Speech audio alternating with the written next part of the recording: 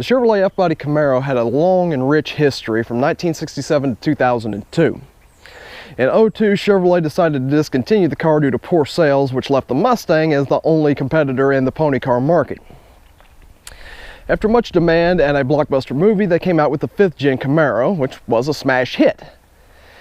Now, the 5th Gen Camaro in 2016 was getting dated, so they came out with the 6th Gen, which is what this car is. The 6th Gen Camaro came out to a lukewarm response, and the reason for this is they just didn't advertise it, and it looked far too similar to the 5th Gen Camaro. But there were so many differences underneath. The car itself lost a good 300 pounds. Under the hood lies an LT1 with 455 horsepower, far eclipsing the LS3's output. So my story starts, funny enough, at a Ford dealership. I've spent the majority of my adult life thinking that a new car purchase was the dumbest thing you could do. It's a depreciating asset, you lose money the second you drive it off the lot. But my mom was at a Ford dealership getting a brand new car, and out of sheer boredom, I went and talked to the salesman and test drove the 2018 Mustang. I found out I really liked it. I really liked it. At that point, I was driving nothing but old hoopties that were breaking down every other week, and I thought this was normal. Then I went home and I crunched some numbers, and I thought, hey, I could actually afford the payment on a new car. So I went and test drove another Mustang, and I decided that I just didn't like that car. I didn't like the looks of it, I didn't like the interior of it, I didn't like how it drove. I love the looks of the Dodge Challenger, but the numbers just weren't there. The car was too expensive and the performance you got was lacking. So that led me to a Chevrolet house where I saw this bright red beauty sitting on the lot.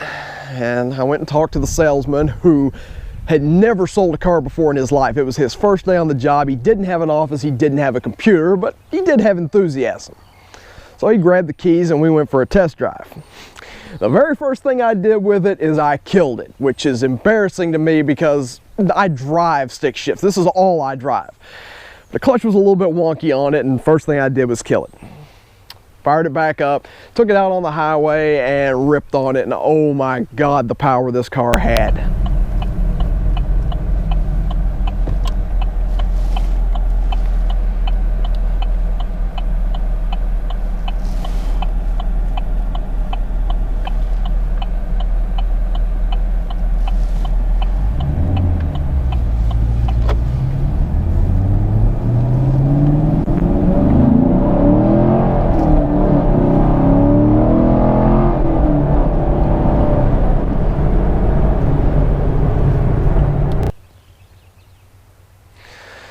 So after I ripped on a little bit, I just cruised around in it, and I really enjoyed the car.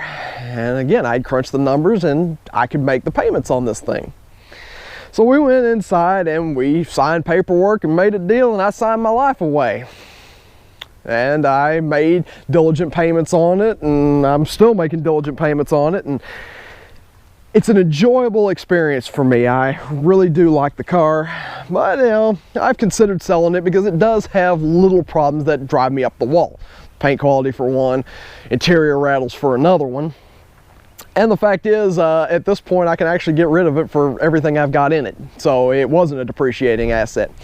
But that story is yet to be determined on this. So my story for this car is ongoing.